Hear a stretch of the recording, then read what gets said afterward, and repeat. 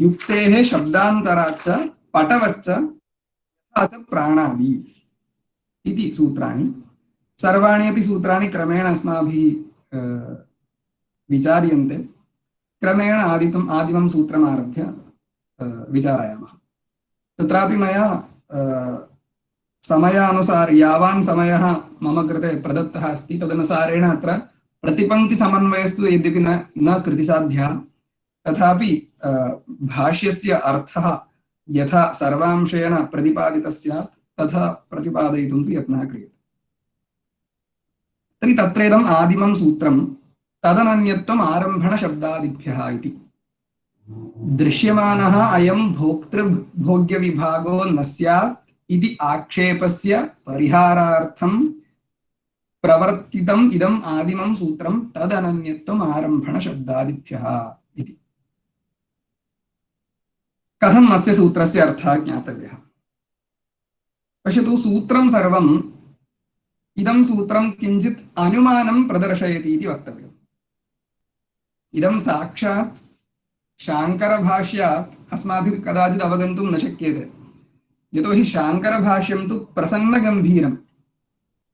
तत् व्याख्यायते चेत् व्याख्यानुसारेण तस्य गाम्भीर्यम् अस्माभिः अवगन्तव्यं। सामान्यतः दृश्यमाने तत् प्रसन्नमेव गच्छति, प्रसन्नमेव तत्।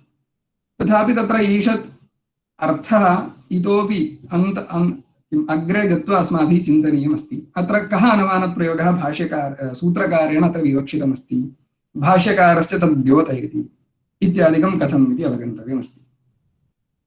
तर्हि पश्यतु, तदनन्यत्वम् आरम्भणशब्दादिभ्यः इति सूत्रमस्ति। इदं सूत्रं पूर्वोक्तस्य आक्षेपस्य समाधानं करोति इति वक्तव्यम्। कस्य आक्षेपस्य? भोक्ता अन्यः एकः देवदत्तादिः, तस्य भोग्यप्रपञ्चः अन्यः घटपटादिः इति अयं विभागः उपपद्यते इति वक्तव्यम्। उपपद्यते इत्युक्ते किं? तद् मिथ्या एव, तर्हि किं तत्र प्रष्टव्यमस्ति इति समाधानं वक्तव्यम्। तर्हि मिथ्यात्वे उक्ते अस्य समाधानं भवितुमर्हति इति स्थिते अत्र मिथ्यात्वम् अत्र साध्यते। तर्हि तदनन्यत्वम् इति यः भागः अस्ति तत्र तदनन्यत्वम् इति भागस्य मिथ्यात्वम् इत्यर्थः। तदनन्यत्वम् आकाशादिप्रपञ्चः तदनन्यः आरम्भणशब्दादिभ्यः इति अनुमानप्रयोगः अत्र विवक्षितः अस्ति। तदनन्यत्वं नाम किम् इति चेत् पश्यतु, तत्र पृथक् सत्ता शून्यत्वम् इत्यर्थः। पृथक् सत्ता शून्यत्वम्। तस्मात् कारणात् अनन्यत्वम् अस्य कार्यप्रपञ्चस्य वर्तते। तर्हि अनन्यम् इदम् अन्यद् न, तस्मादिति तच्छब्दः वर्तते। तच्छब्देन कारणं ब्रह्म परामृश्यते। तर्हि कारणात्मकं यद् ब्रह्म, तस्मात् ब्रह्मणः कार्यप्रपञ्चस्य अस्य अन्यत्वं नास्ति। तर्हि किमस्ति? अनन्यत्वम् अस्ति इत्यस्य कः अर्थः? पृथक् सत्ता नास्ति इत्यर्थः। तर्हि तस्मात् कारणात् अन्यत् पृथक् सत्ता शून्यमस्ति। इदानीं पश्यतु, यथा उदाहरणं तत्र मृद्घटदृष्टान्तं पश्यतु। मृत् या वर्तते ततः यदा घटः उत्पद्यते तदानीम् अयं घटः यः वर्तते तस्य घटस्य पृथक् एका सत्ता भवितुं नार्हति। पृथक् सत्ता भवितुं नार्हति। तर्हि किं भवति? पृथक् सत्ता यदि भवितुं नार्हति चेत् घटस्य मृदः या सत्ता सा एव सत्ता घटस्य सत्ता, न तु तद्व्यतिरिक्ता काचित् सत्ता भवति। अतः उपादान उपादेययोः मध्ये तत्र उपादेयस्य उपादानापेक्षया अन्या काचित् सत्ता भवितुं नार्हति।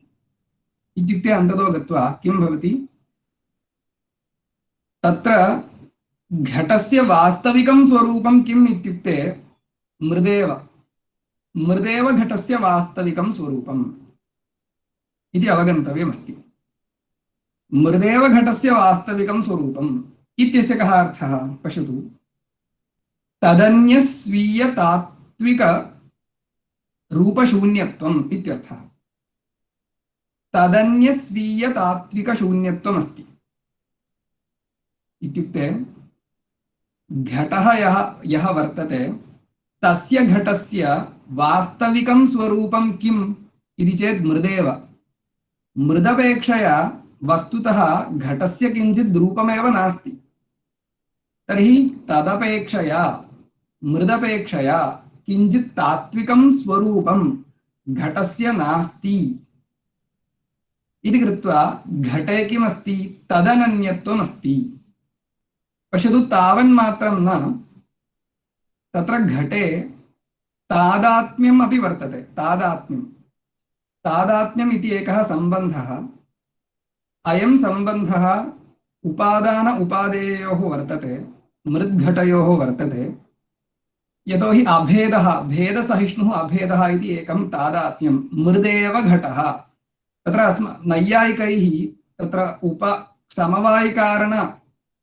समवायिकारणे जायमानं यत् कार्यमस्ति तयोः समवायः इति कश्चन सम्बन्धः अङ्गीक्रियते, परन्तु अस्माभिः सः नाङ्गीक्रियते, तस्य स्थाने तादात्म्यम् अङ्गीक्रियते। एवमेव अत्र तादात्म्यमपि उपादान उपादेयोः वर्तते, यथा मृद्घटयोः। एवमेव पश्यतु, इदमेकं परिणामदृष्टान्तः। एवमेव पश्यतु, शुक्तिरजतदृष्टान्तं पश्यतु।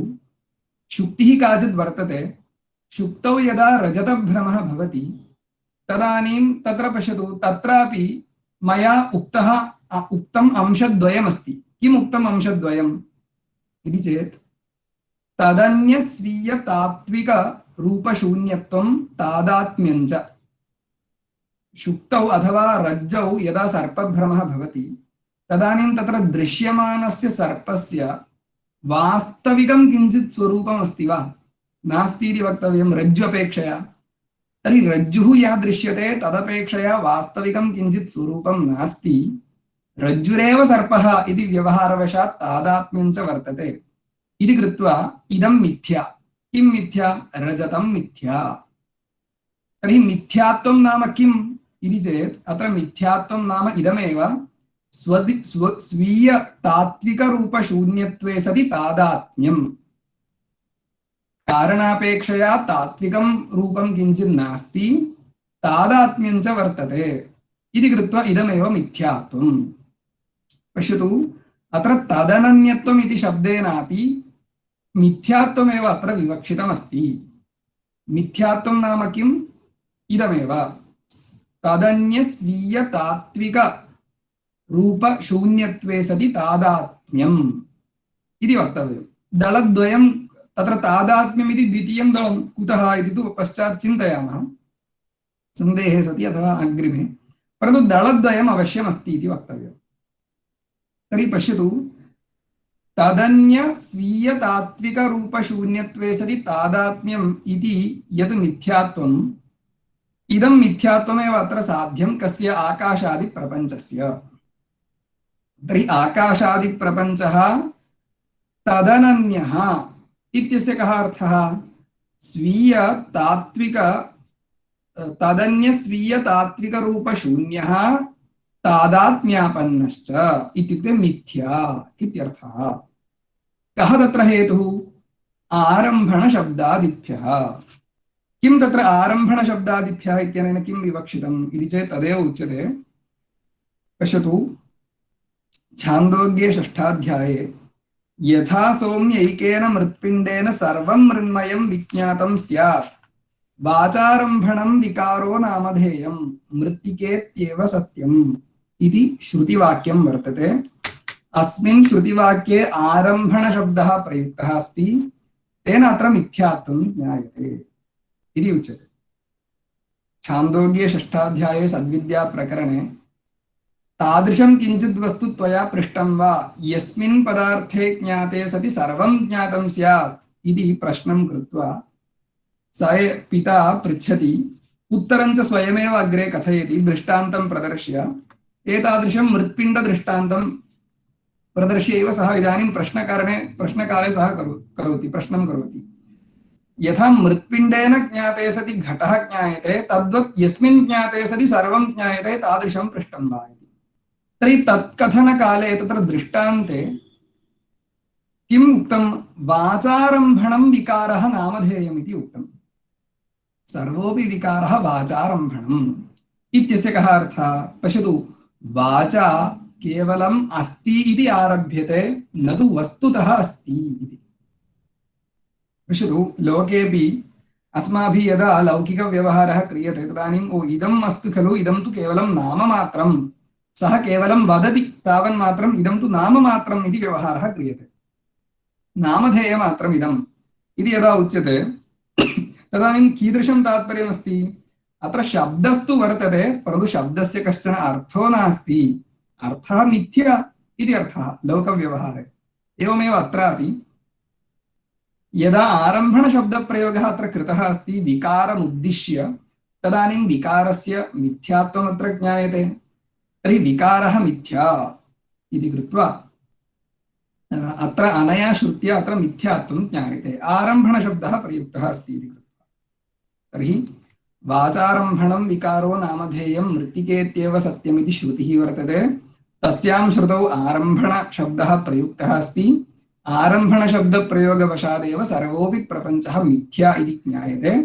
तस्मात् सर्वोऽपि प्रपञ्चः सर्वमपि भोग्यजातं मिथ्या एव इति अयमर्थः अत्र श्रुतितः ज्ञायते इति अयम् अत्र सूत्रार्थो विवक्षितः अस्ति।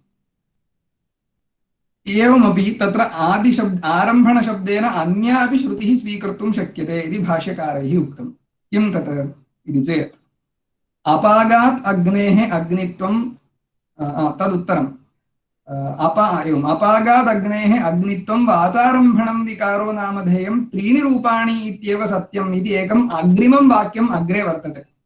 एकं वाक्यम् अग्रे वर्तते, तत्रैव षष्ठाध्याये अग्निः यः वर्तते सः अग्निः, तेषां तस्य अग्नेः त्रीणि रूपाणि वर्तन्ते, तादृशरूपापेक्षया अयम् अग्निः अन्यः कश्चन नास्ति इति प्रस्तावावसरे, इत्युक्ते पूर्वं यः भौतिकः अग्निः वर्तते सः कीदृशः अस्ति इत्युक्ते तेजोपन्नात्मकः एव वर्तते। तेजः, आपः, अन्नं नाम पृथिवी, एतेषां त्रयाणां परस्परं त्रिवृत्करणेन अयम् अग्निः उत्पन्नः अस्ति।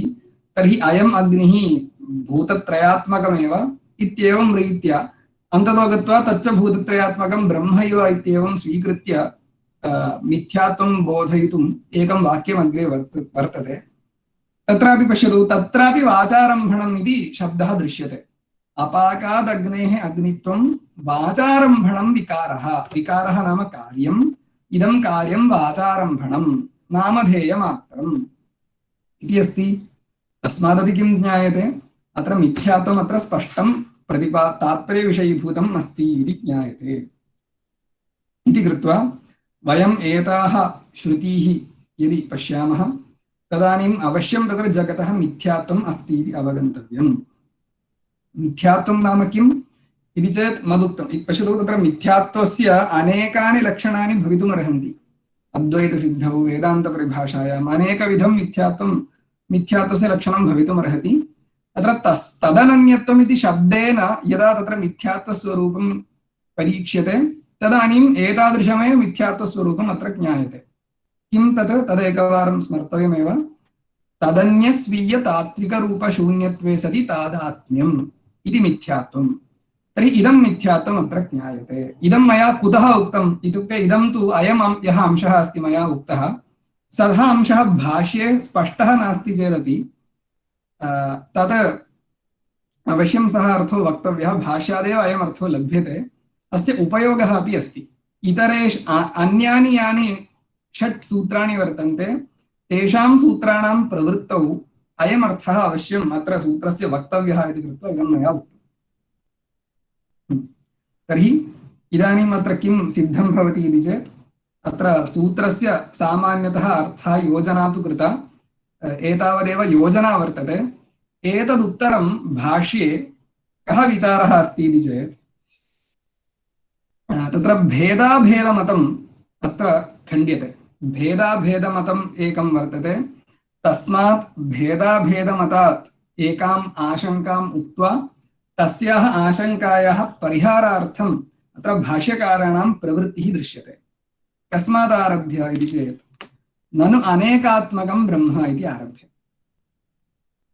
ननु अनेकात्मकं ब्रह्म इत्यारभ्य तत्र एकः आक्षेपः क्रियते। कः आक्षेपः इति चेत् पश्यतु, जगतः मिथ्यात्वम् अङ्गीकर्तव्यम् इति नास्ति इति कश्चन आक्षेपः। कुतः? एकस्मिन् ब्रह्मणि एकत्वं नानात्वम् उभयमपि उपपद्यते, पारमार्थिकम् उपपद्यते इति कश्चन शङ्कते। ब्रह्म नानारूपमपि भवति, एकमपि भवति इति कश्चन आक्षिपति। कः आशयः? किमिव इति चेत् पश्यतु, वृक्ष इव। पश्यतु, एकः वृक्षः वृक्षरूपेण एकः सन्नपि तत्र शाखारूपेण सः अनेकः भवति। तर्हि एक एव वृक्षः यथा पत्रशाखादिरूपेण अनेकः भवति, बहुरूपः भवति, नानारूपः भवति, स एव वृक्षः वृक्षरूपेण एकः अपि भवति खलु। तद्वत् इदं ब्रह्म यद्वर्तते तत् वस्तुतः एकरूपम् अपि वर्तते, नानारूपमपि अस्ति इति अङ्गीक्रियताम्। बहुप्रपञ्चत्वमपि अस्य ब्रह्मणः वर्तते। आकाशपृथिव्यादिरूपेण इदं ब्रह्म नानारूपमपि वर्तते, अद्वितीयं च वर्तते। तर्हि एकस्मिन् ब्रह्मणि अद्वितीयत्वं नानात्वम् एतदुभयं परस्परं विरुद्धं न इति अङ्गीकर्तव्यम्। इतः परं तत्र अपरः एकः दृष्टान्तः दीयते। वृक्षदृष्टान्तम् एव न, समुद्रदृष्टान्तोऽपि दीयते। पश्यतु, समुद्रः एकः वर्तते, सः एकरूपः समुद्रात्मना। अयमेव समुद्रः भेनतरङ्गाद्यात्मना नानारूपः अपि भवति। भेनः, तरङ्गः इत्यादिः अन्यः वर्तते। एवमेव पश्यतु, तृतीयः एकः दृष्टान्तः भाष्यकारैः उक्तः। मृदात्मना एकत्वं, घटशरावाद्यात्मना नानात्वम्। एकस्याः मृदः कश्चन घटः यदा निर्मीयते तदानीं मृदात्मना तदेकं भवति, घटशरावाद्यात्मना तत् नाना भवति। घटः, शरावः इति अनेकविधं कार्यम् एकस्माद् उत्पद्यते। तर्हि यथा बहूनां पदार्थानाम् इत्युक्ते दृष्टान्तत्रयमुक्तं, वृक्षः, समुद्रः, मृद, इमे पदार्थाः यथा एकैकरूपः अपि भवति, नानारूपः अपि भवति, तथा ब्रह्म अपि एकरूपं नानारूपमपि भवति इति अङ्गीकर्तुं शक्यते खलु इति आक्षेपः अस्ति। तस्य आक्षेपस्य एवं समाधानम् उच्यते। तथा इतोपि एकः अंशः पूर्वपक्षे वक्तव्यः अस्ति। तर्हि एकात्वांशः नानात्वांशश्च ब्रह्मणि वर्तते चेत् मोक्षव्यवहारः कथं सेत्स्यति इति चेत् तत्र उच्यते, एकत्वांशं यदि ब्रह्मणः एकत्वांशोऽपि पारमार्थिकः नानात्वांशोऽपि पारमार्थिकः अस्ति चेदपि तत्र एकत्वांशं ब्रह्मणः एकत्वरूपम् अंशं यदा जानाति तदानीं कश्चन मोक्षं लभते, यदा नानात्वांशं जानाति तदानीं सः संसारी भवति इत्येवं रीत्या बन्धमोक्षव्यवस्था उपपाद्यतां नाम इति आक्षेपकर्तुः आशयः वर्तते। तर्हि इदानीम् अस्य अधिकरणस्य अस्य सूत्रस्य च यः अर्थः एतावत्पर्यन्तम् उक्तः सः अर्थः इदानीम् आक्षिप्तो भवति। यतोहि प्रथमेन सूत्रेण तदनन्यत्वम् आरम्भणशब्दादिभ्यः इति सूत्रेण जगतः मिथ्यात्वं खलु वित्पादितम्, इदानीं मिथ्यात्वं न वक्तव्यं, नानात्वमपि सत्यं। यदि ब्रह्म बहुप्रपञ्चमपि भवति इति यदि अङ्गीक्रियते तर्हि अवश्यं किमर्थं तत्र प्रपञ्चस्य मिथ्यात्वं व्युत्पादनीयमस्ति, वक्तव्यमस्ति। अतः प्रपञ्चः अपि सत्यः इत्येव अस्तु इति आशयः। तत्र इमं पक्षं खण्डयितुं तत्र संक्षेपेण विषयं तु वदामि। अत्र सप्तयुक्तयः भाष्यकारैः उक्ताः सन्ति। अस्य आक्षेपस्य परिहारार्थं नैवं स्यात् मृत्तिकेत्येव सत्यम् इति प्रकृतिमात्रस्य दृष्टान्ते सत्यत्वावधारणात् इत्यारभ्य अस्य आक्षेपस्य परिहारार्थं सप्तयुक्तयः उक्ताः सन्ति। काः काः युक्तयः इति क्रमेण पश्यामः। तत्र इदं प्रथमा युक्तिः इयं प्रकृतिमात्रस्य दृष्टान्ते सत्यत्वावधारणम् इति। पश्यतु, अत्र विकारः सत्यः अस्ति इति वक्तुं न शक्यते। कुतः? छान्दोग्योपनिषदि षष्ठाध्याये वाचारम्भणं विकारो नामधेयं मृत्तिकेत्येव सत्यम् इति ब्रह्म प्रतिपादयितुं यः मृद्रूपदृष्टान्तः उक्तः, तस्मिन् दृष्टान्ते श्रुतौ किं कृतं? तत्र उपादानं यद्वर्तते, मृत्तिका यद्वर्तते तदेव सत्यम् इति उक्तं। तर्हि दार्ष्टान्तिकं यत् ब्रह्म, दार्ष्टान्तिकस्य तस्य ब्रह्मणः उपपादनार्थं यः दृष्टान्तः प्रतिपादितः, तस्मिन् दृष्टान्ते उपादानस्यैव सत्यत्वं यस्मात् अवधारितं, तदानीं तादृशदृष्टान्तानुसारेण दार्ष्टान्तिकं यदा निरूप्यते तदानीं तत्र तात्पर्यविषयीभूतः अर्थः कः वक्तव्यः? दार्ष्टान्तिकेऽपि उपादानम् एव सत्यम्, उपादेयं तु मिथ्या इति अयमर्थो वक्तव्यः। तर्हि यस्मात् तत्र दृष्टान्ते मृत्तिकेत्येव सत्यं, घटादिस्तु असत्यः विकारः इति यस्माद् उक्तं, तस्मात् तादृशदृष्टान्तेन निरूप्यमाणः यः दृष्टान्तः, तत्र ब्रह्म यद् उपादानं तदेव सत्यं, विकारः प्रपञ्चस्तु मिथ्या इति अयमर्थो वक्तव्यः इति प्रकृतिमात्रस्य दृष्टान्ते सत्यत्वावधारणमिति प्रथमो हेतुः। द्वितीयः हेतुः कः अस्ति इति चेत् विकारजातस्य दृष्टान्ते अनृतत्वाभिधानं। पश्यतु, अनृतत्वं साक्षात् शब्देन कथितं। वाचारम्भणं विकारः नामधेयम् इति स्पष्टम्। इदं केवलं वाचा आरभ्यते इति एतावन्मात्रं, नाममात्रम् इदम् इति व्यवहारेण किमत्र दृढीकृतम्? अत्र मिथ्यात्वं सम्यक् दृढीकृतम् अस्ति, स्वशब्देन इव उक्तम् अस्ति। तस्मात् यस्मात् वाचारम्भणशब्देन साक्षात् मिथ्यात्वं तत्र विकारस्य उक्तमस्ति, तादृश दृष्टान्तानुसारेण, पश्यतु, तादृश दृष्टान्तानुसारेण दार्ष्टान्तिकेऽपि प्रपञ्चः मिथ्या इति अवगन्तव्यम् इति आशयः।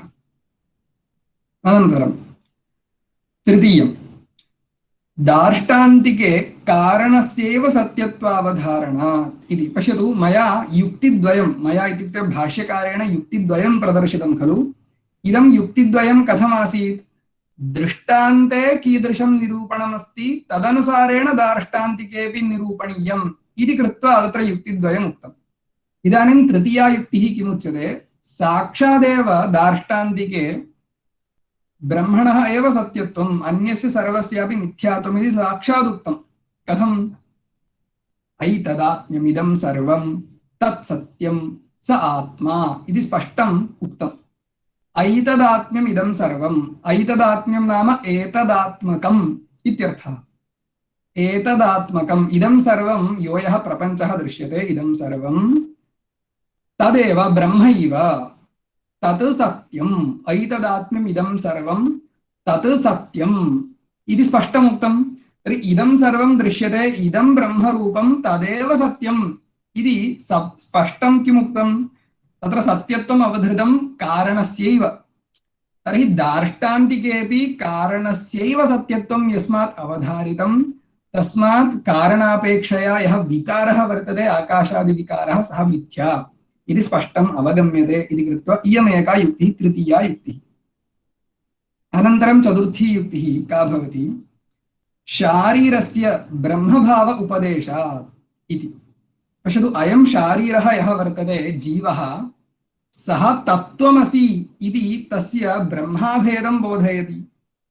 तर्हि अयं जीवः यदि ब्रह्मा भिन्नः अस्ति चेत्, पश्यतु, अवश्यं संसारः मिथ्या इति वक्तव्यम्। जीवः ब्रह्मा भिन्नः कदा स्यात्? यदि संसारः मिथ्या स्यात् तदानीमेव इदं स्यात्। कुतः? पश्यतु, जीवः संसारी अस्ति, कर्तृत्व भोक्तृत्वादि धर्मवान् संसारी जीवः अस्ति। अयं जीवः यदि ब्रह्मा भिन्नः, तर्हि संसार विशिष्ट जीवाभिन्नत्वात् ब्रह्मणः अथवा ईश्वरस्य, तस्य ब्रह्मणः अपि संसारस्यात्। संसार विशिष्टः जीवः, जीवश्च ईश्वरः भिन्नः। तर्हि ईश्वरस्यापि संसारः स्यात् खलु इति वक्तव्यम्। परन्तु ईश्वरस्य संसारित्वं नेष्यते, ब्रह्मणः संसारित्वं तु सुतरां केनापि दार्शनिकेन नेष्यते, तर्हि सः आक्षेपः नैव युज्यते।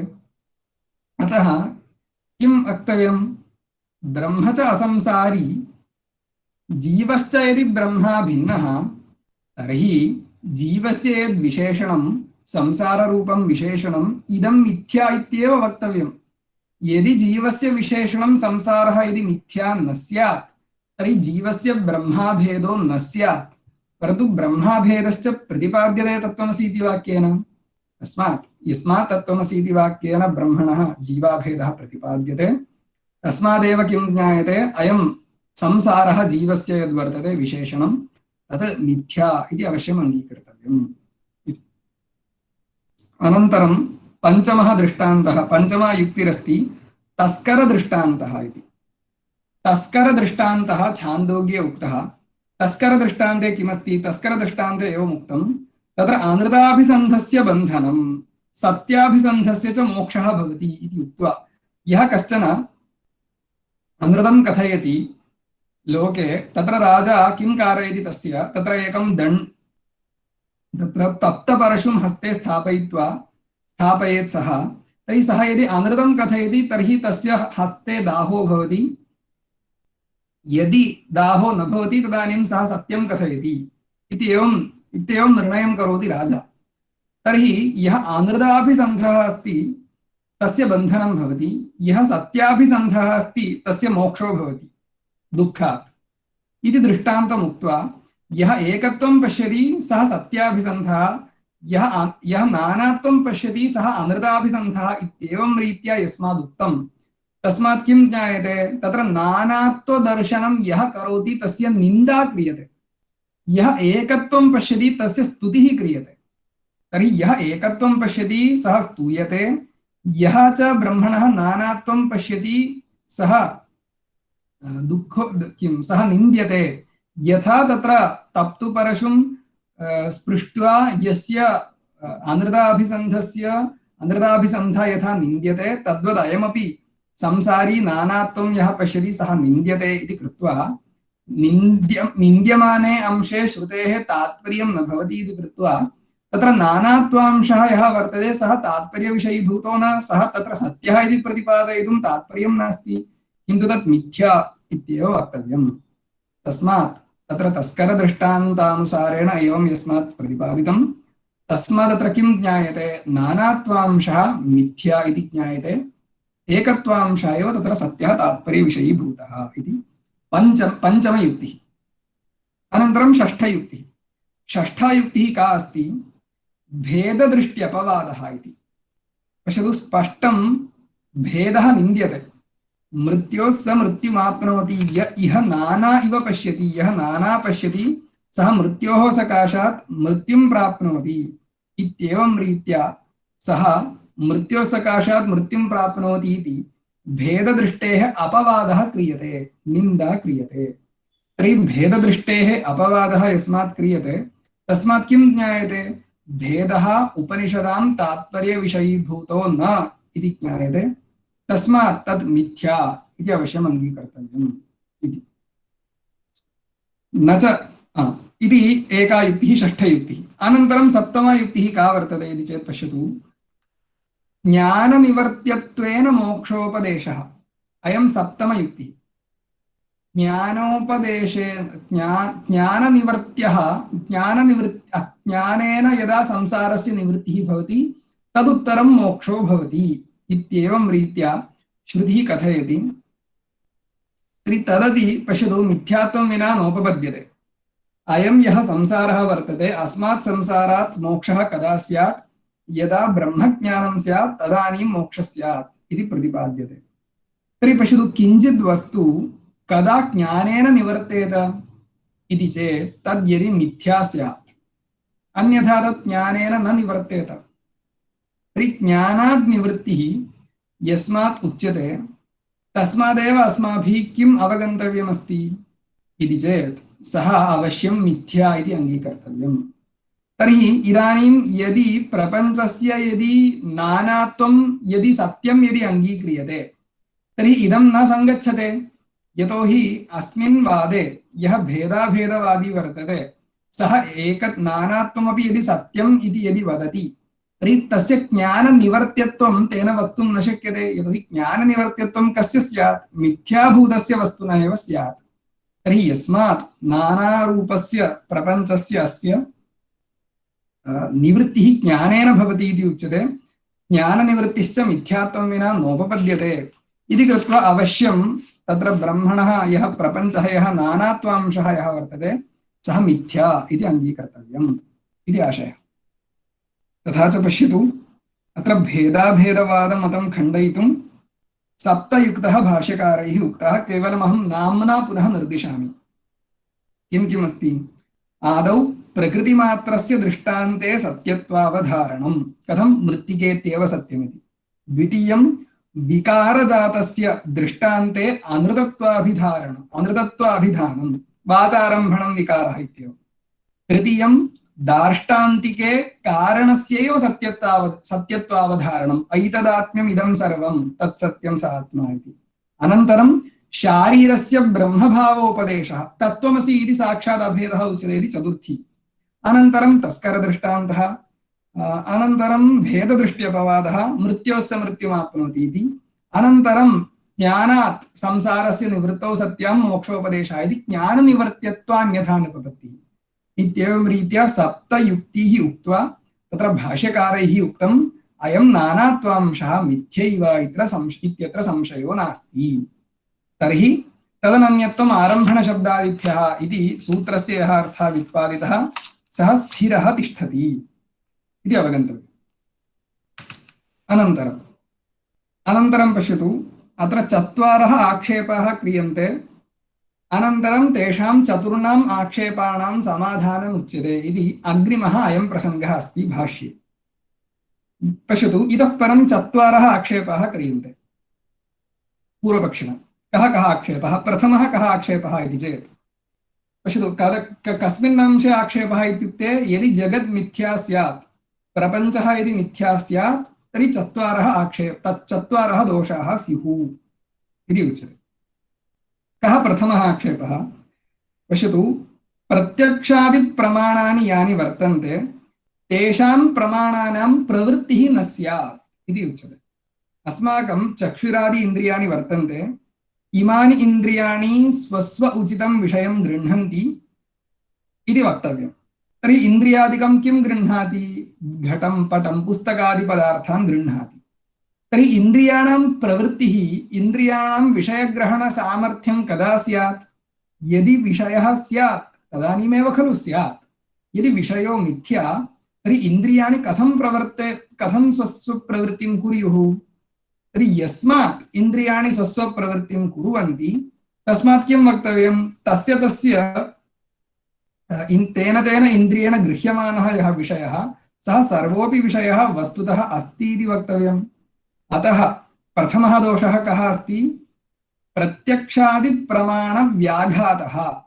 यदि द्वैतं मिथ्या स्यात् तर्हि प्रत्यक्षादिप्रमाणं न प्रवर्तेत इति कृत्वा प्रत्यक्षादिप्रमाणानां व्याघातः स्यात् इति अयं प्रथमो दोषः।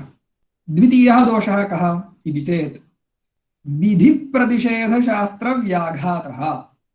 विधिशास्त्रं न प्रवर्तेत, प्रतिषेधशास्त्रमपि न प्रवर्तेत इति द्वितीयः दोषः। कर्मकाण्डे अग्निहोत्रं जुहुयात् इत्यादीनि वाक्यानि वर्तन्ते विधिशास्त्रम्, अनृतं न वदेत् इत्यादि वाक्यानि वर्तन्ते, मा हिंस्यात् सर्वभूतानि इत्यादीनि वाक्यानि वर्तन्ते यद्यत् प्रतिषेधात्मकानि भवन्ति। तर्हि विधिशास्त्रं प्रतिषेधशास्त्रं च कदा प्रवर्तेत?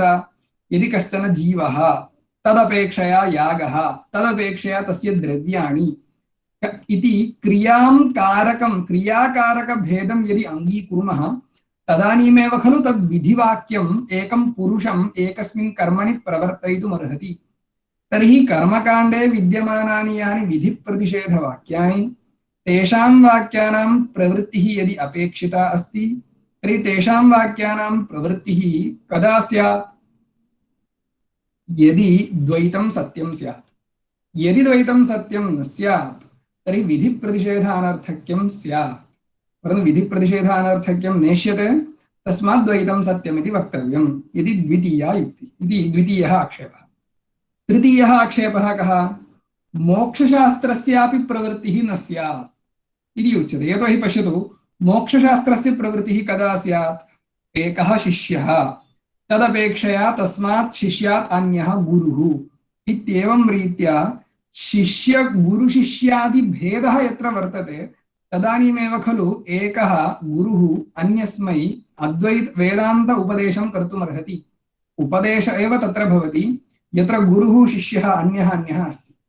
परन्तु इदानीं तद्वक्तुं न शक्यते, गुरुशिष्यभेदः कोऽपि नास्ति इदानीं। यतोहि इदानीं भवान् सर्वं सत्यम् इति कथयति, सर्वं मिथ्या इति कथयति, कस्यापि सत्यत्वं न अङ्गीकरोति। तर्हि गुरुशिष्यभेदो न स्यात्। यदि गुरुशिष्यभेदो न स्यात् कथम् उपदेशः स्यात्? तस्मात् किम् अन्ततो गत्वा फलति इति चेत्, अत्र यदि मिथ्या स्यात् तर्हि गुरुशिष्यभेदोऽपि न स्यात्, तर्हि उपदेशः मोक्षशास्त्रमपि न प्रवर्तेत। इत्युक्ते उपनिषदामपि प्रवृत्तिः न स्यात्। मोक्षशास्त्रं नाम उपनिषत्, उपनिषदः अपि प्रवृत्तिः न स्यात् इति उच्यते। तर्हि किं? चत्वारः आक्षेपाः। के आक्षेपाः? लौकिकप्रत्यक्षादिप्रमाणव्याघातः एकं, द्वितीयं विधिप्रतिषेधशास्त्रव्याघातः, तृतीयं मोक्षशास्त्रव्याघातः इति तृतीयं जातम्। इतः परं चतुर्थं किमस्ति इति चेत् पश्यतु, भवता मोक्षशास्त्रम् उपनिषदपि इदानीम् असत्यमित्येव भवान् कथयति। ब्रह्मभिन्नं सर्वं मिथ्या इति खलु भवतां वादः। सर्वोऽपि प्रपञ्चः मिथ्या, तर्हि वेदोऽपि मिथ्या। वेदवाक्यस्यापि मिथ्यात्वम् अङ्गीकरोति, तर्हि उपनिषदः अपि मिथ्यात्वम् अङ्गीकरोति। तर्हि उपनिषद् यदि मिथ्या, तर्हि उपनिषद्भ्यः अवगतं यत् ब्रह्मतत्त्वम् इदं कथं सत्यं स्यात् इति आक्षेपः उच्यते, इति आक्षेपः क्रियते। यदि उपनिषद् यदि मिथ्या तर्हि उपनिषत् किं बोधयति? आत्मैकत्वं बोधयति। तर्हि उपनिषदा बोध्यमानं यद् आत्मैकत्वम् इदमपि अवश्यं मिथ्या इति वक्तव्यं, न तु सत्यमिति। यतोहि मिथ्याभूतेन उपनिषद्वाक्येन बोध्यमानं तत्त्वं कथम् इदानीं सत्यं भवितुमर्हति? तस्मात् मिथ्याभूतेन उपनिषदा बोध्यमानम् आत्मैकत्वमपि अवश्यम् अनृतमित्येव वक्तव्यम् इति, अनृतत्वेव पर्यवसानं भवति इति अपरः आक्षेपः अस्ति। इति चतुर्णाम् आक्षेपाणां समाधानं स्वयमेव भाष्यकारः कथयति। तत्र एतेषां चतुर्णाम् आक्षेपाणां मध्ये त्रयाणाम् आक्षेपाणां समाधानं तु एकया एव युक्त्या भवति। का तत्र युक्तिः इति चेत् तत्र भाष्यकारः वदति, भाष्यवाक्यमेव पठामि साक्षात्।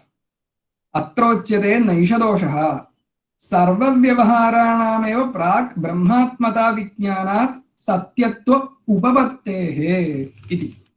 अत्यन्तम् इतः परम् अपि अस्य उपपादकानि बहूनि वाक्यानि वर्तन्ते। वाक्यानाम् अयं सारः। कः सारः? त्रिविधं सत्त्वं वयम् अङ्गीकुर्मः। पारमार्थिकसत्त्वं, व्यावहारिकसत्त्वं, प्रातिभासिकसत्त्वमिति।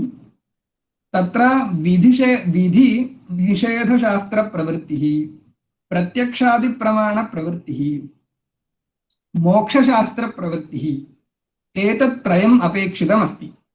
एतेषां त्रयाणां प्रत्यक्षप्रमाणस्य, विधिप्रतिषेधशास्त्रस्य, मोक्षशास्त्रस्य च प्रवृत्त्यर्थं यः भेदः अपेक्षितः अस्ति सः भेदः वास्तविकः इति अस्माकं निर्बन्धो नास्ति। सत्त्वमस्ति चेत् पर्याप्तं। तत् पारमार्थिकमेव सत्त्वमस्ति इति कुतः वक्तव्यं? वयं किं वदामः? व्यावहारिकसत्त्वम् अङ्गीकुर्मः। व्यवहारकाले यस्मिन् काले अस्माकं व्यवहारः अनुवर्तते तस्मिन् काले इदं सर्वं वर्तते इति वयम् अङ्गीकुर्मः। अतः व्यवहारकाले यदि इदं सर्वं वर्तते इति अङ्गीक्रियते इति एतावन्मात्रेण व्यवहारकाले विद्यमानं वस्तु प्रत्यक्षादिप्रमाणं बोधयति, व्यावहारिकः क्रियाकारकविभागः अस्ति इति कृत्वा विधिनिषेधशास्त्रं प्रवर्तते, व्यावहारिकः गुरुशिष्यभेदः अस्ति इति कृत्वा मोक्षशास्त्रमपि प्रवर्तते, अतः त्रयाणामपि प्रवृत्तिरस्ति इति कृत्वा अत्र कोऽपि दोषः नास्ति इति व्यावहारिकसत्यत्वम् अङ्गीकृत्य त्रयाणाम् आक्षेपाणां समाधानमस्ति। इदानीं चतुर्थस्य आक्षेपस्य समाधानम् उच्यते। किं तद् चतुर्थः, कः चतुर्थः आक्षेपः इति चेत् वेदवाक्यं मिथ्या, तर्हि मिथ्याभूतेन वेदवाक्येन जायमानं ज्ञायमानं यद् आत्मैकत्वं तदपि मिथ्या इति वक्तव्यं खलु इति आक्षेपः। अस्य आक्षेपस्य समाधानार्थम् इतोपि ईषत् विस्तरेण भाष्यकाराः प्रवृत्तिं कुर्वन्ति। कथं तत्र भाष्यकाराणां प्रवृत्तिरस्ति? भाष्यकारः एवं तत्र विकल्पं करोति, किं तात्पर्यमस्ति इति। इत्युक्ते भवान् एवं कथयति खलु वेदवाक्यात् ज्ञायमानम् आत्मैकत्वं मिथ्या भवेत् इति वदतः भवतः कः अभिप्रायः? असत्यात् सत्यस्य उत्पत्तिः नैव भवति इति वा, असत्यात् सत्यस्य ज्ञानं न भवति इति वा? कः अभिप्रायः भवताम्? असत्यात् पदार्थात् सत्यस्य उत्पत्तिरेव नास्ति इति भवतां वादश्चेत् सः न युक्तः। असत्यात् सत्यस्य ज्ञानं न भवति इति वादश्चेत् सोऽपि वादः न युक्तः इति खण्डनं क्रियते। कः आक्षेपः? पश्यतु, असत्यादपि सत्यस्य उत्पत्तिः भवति इति उच्यते। कथम् इति चेत् तत्र उच्यते, तत्र एकः दृष्टान्तः उच्यते आदौ, शङ्काविषादादिनिमित्त मरणादिकार्य उपलब्धेः इति। पश्यतु, असत्यादपि सत्यस्य दर्शनमस्ति। कश्चन चिन्तयति रज्जुः काचित् भूतले आसीत्, कश्चन तदुपरि पादं निक्षिप्तवान्, सः दर्शनकाले सर्पः इति भ्रान्तः, सर्पः मां दंशति इति भ्रान्त्या अत्यन्तं दुःखवशात् सः तस्मिन्नेव काले शङ्काविषज्ञानेन तस्य अत्यन्तं भयम् उत्पन्नं, भयवशात् कश्चन मृतः इति एकः प्रसङ्गः अस्ति। एवं रीत्या भवितुमर्हति। शङ्कामात्रेण कस्यचित् अत्यन्तं भयोत्पत्त्या कस्यचित् मरणम् इति तु दृश्यते। तर्हि एतादृशप्रसङ्गे इदानीं तस्य यत् मरणं जातमस्ति, इदं मरणं तु सत्यं, परन्तु विषं वस्तुतः तत्र आसीद्वा? विषभयेन खलु सः मृतवान्, परन्तु वस्तुतः विषमेव तत्र नासीत्, केवलं शङ्काविषम् आसीत्, भ्रान्तिविज्ञानविषयीभूतमेव विषयमासीत् तत्र। अतः तत्र असत्यभूतं यद्विषं तादृशाद् विषादेव कस्यचित् किं भवितुमर्हति? सत्यस्य पदार्थस्य उत्पत्तिः भवितुमर्हति इति कृत्वा असत्यात् अपि सत्यस्य उत्पत्तिः भवति। एवमेव पश्यतु, स्वप्नदर्शनावस्थस्य च सर्पदंशन उदकस्नानादि कार्यदर्शनात्। स्वप्नदर्शने अपि तत्र सर्पस्य दर्शनं, स्वप्नः वर्तते, तत्रापि सर्पस्य दंशनम्, उदकं स्वीकृत्य स्नानम् इत्यादिकं भवति। तत्रापि विलक्षणं कार्यं दृश्यते। तर्हि तत्सर्वम् अवश्यम् अनुभूयते खलु। तर्हि असत्यादपि सत्यस्य उत्पत्तिः भवति। तदुपरि कश्चन आक्षेपः क्रियते। द्वितीयः यः अंशः उक्तः तदुपरि यः आक्षेपः, कः आक्षेपः? तत् कार्यमपि अनृतमेव इति चेत् ब्रूयात् इति। तत्र पश्यतु, स्वप्ने यदि वयं जलं पश्यामः, तेन जलेन यदि स्नानं क्रियते तदपि असत्यमेव स्नानं। यदि सर्पः दंशति स्वप्ने तर्हि तदपि असत्यमेव। तर्हि भवता द्वितीयः यः दृष्टान्तः उक्तः तत्र असत्यात् असत्यस्यैव उत्पत्तिः, न तु असत्यात् सत्यस्य उत्पत्तिः इति चेत् तत्र उच्यते तथा न। द्वितीयः दृष्टान्तः मया कीदृशः विवक्षितः अस्ति इति चेत् पश्यतु, स्वप्नकाले अस्माकं यत् उदकस्नानं क्रियते, सर्पस्य दंशनं भवति इत्यादिकं तु असत्यं स्यात्, परन्तु तद्विषयकं ज्ञानं तु सत्यमेव अस्ति। तद्विषयकं ज्ञानं तु सत्यमेव, तद्विषयकस्य ज्ञानस्य सत्यत्वमेव वक्तव्यं। कुतः? तस्य बाधः अस्माभिः नैव अनुभूयते, बाधज्ञानं नास्ति तस्य।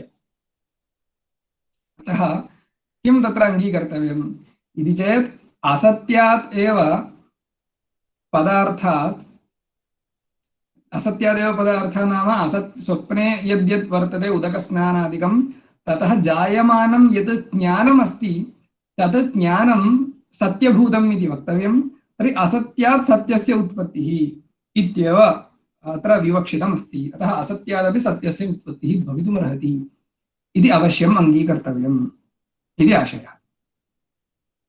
अनन्तरम्